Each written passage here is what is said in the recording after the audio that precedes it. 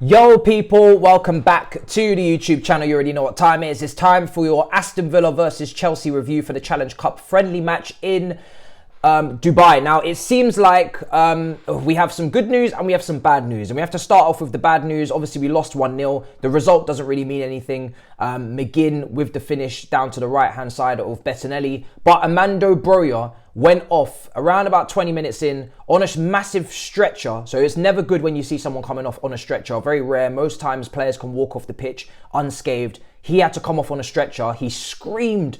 Because the stadium wasn't at full capacity, you could hear the scream. There's a clip on Twitter going around. You can actually hear Broja screaming, like screeching. It's an awful thing to hear. You know that he's in excruciating pain, and it seems like it could be an ACL tear on the right leg. It's an absolute travesty, if I'm completely honest, because we don't need any more injuries. Trevor Chalobah came off injured in the warm-up, so he didn't start the match as well, even though he was due to be in the starting 11. But Armando Broja, this is such an important season for him in his development. It's his first Chelsea season in the first team. He's obviously done well out on loan. He signed that big contract, signed that massive 5-year contract, got his first goal. We saw little shades of Diego Costa. We saw good moments against Brentford, and then some areas of improvement for decision making.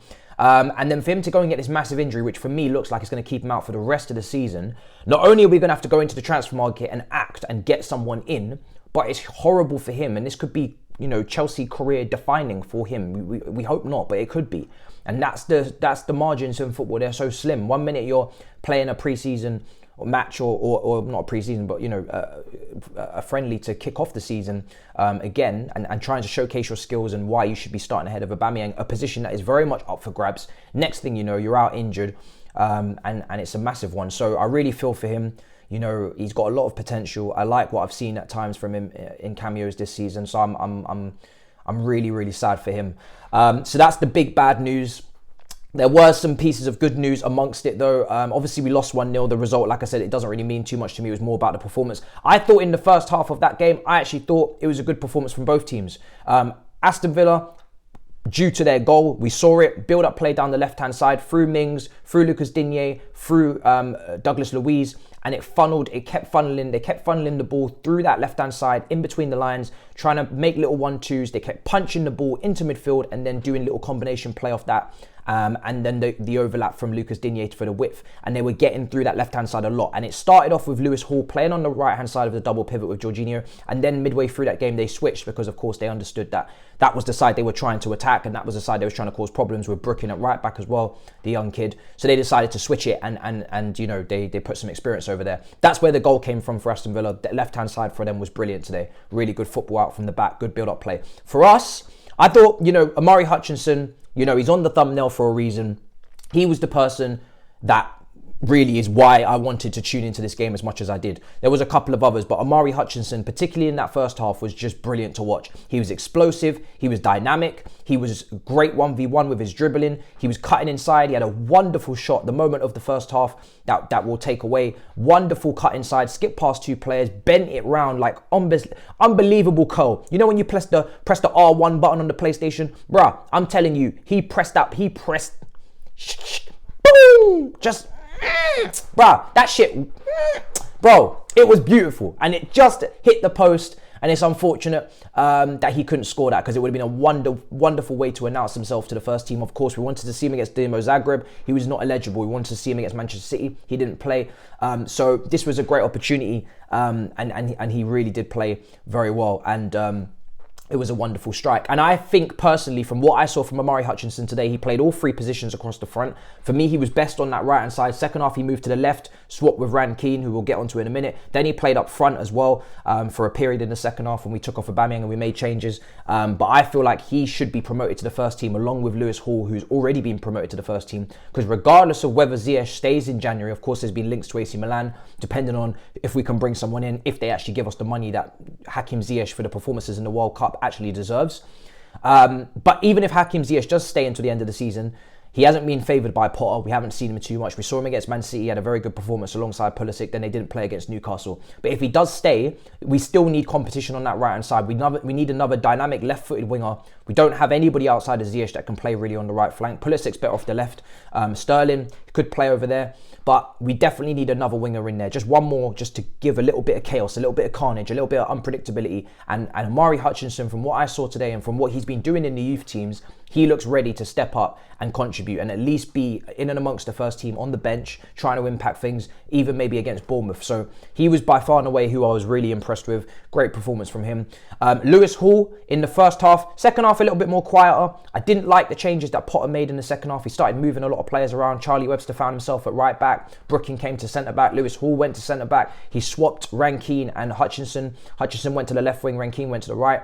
There's a lot of changes in the second half. The second half wasn't a good performance. You know, we weren't looking like we were going to score. It dropped off massively. But first half, Lewis Hall was so good, so composed, able to switch play, scanning, awareness, great selection of passing, good decision making. You can see why this is his natural position. And this is another player. He's already been promoted.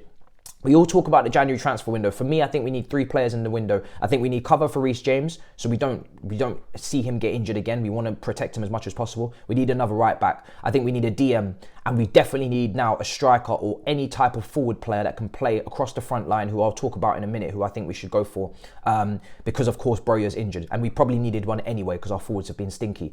But in the midfield for acquisitions, I'd like to push forward Lewis Hall for that position in midfield in that double pivot. I don't see no reason why not. He's got all of the capabilities to play there. He's played centre back as he did in this game. He's played left back. He's played left back, wing back. He has the defensive awareness and nous to play in a double pivot and actually contribute defensively and help. And it's more natural in his game. You're not asking him to do something that's foreign to him. So as much as I want to see a DM, I want to see 2 DMs over the next 2 transfer windows. One in the January window. We've got, Amrabat. I think Amrabat has been brilliant for Morocco. That would be a very shrewd signing from Florentina. Haven't watched him at club football, but he's one player that I'd actually say, do you know what? I'm going to break my rule of not judging players off the World Cup, because he's just been that good and his traits and fundamentals scream Premier League. He's combative, but he's also technical. He's press resistant, but he's also fearless and he's aggressive. So Amrabat at Morocco would be shrewd. There's obviously other midfielders that are more box to box that we've been looking at that I mentioned in another video. But if you can get like an Amrabat and then you can go and put Lewis Hall and promote him, not start him week in, week out, but just put him on the bench and use him as a midfielder so we actually have another option in there. I think he looks like he could do a job. He looks like he could play very well.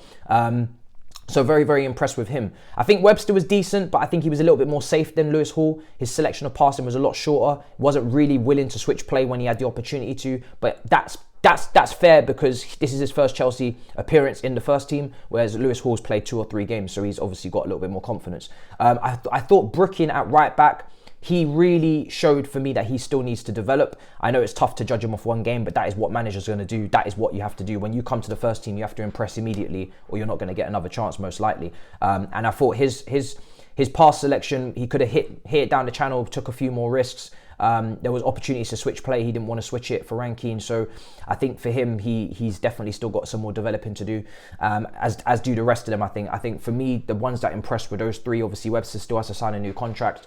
But Rankine was good off the left as well. When he came on, he went to the left-hand side. When he came off for Broja, looked good, showed little pieces of skill, good tight, close control as well.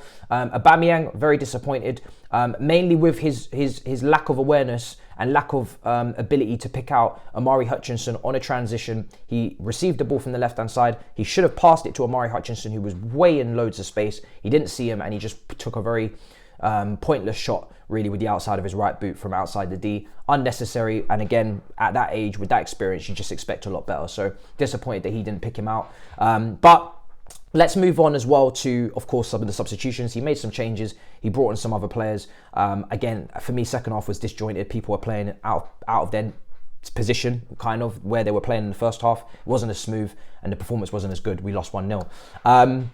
Cucurella was okay. Jorginho was okay. No really need to mention them. Bettinelli made a couple saves. Couple saves were a little bit dodge as well. Went back into dangerous areas. Maybe fortuitous not to lose 2-0 at times. Let's move on to the final part of the video, which is who I would actually bring in to replace Armando Broja, because he's out for probably the season. Now, I think Memphis Depay is actually the striker we should have got in the first place from Barcelona. I think he's much better technically than Aubameyang in terms of his overall general play. He's better at linking up, better combination play, better dribbling, good finishing as well, as we've seen. And I think he is more versatile in the sense that if he does pull off to the left, if he does drop deep, he is much more comfortable in those areas of his back to goal, etc., to get involved in a fluid Potter system where the forwards may interchange, etc., like an Nkuku who's coming in the summer.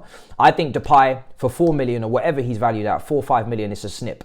And he's not a long-term solution. I'm not saying Depay is the next big thing. I'm not saying that this is our marquee signing. I don't think the striker market is looking too good right now. And I don't think you're going to get a marquee striker in January when teams are still competing unless you absolutely break the bank. And of course, you know, we need to bring in a midfielder. We need to bring in a right back. So I don't see us just breaking the bank completely.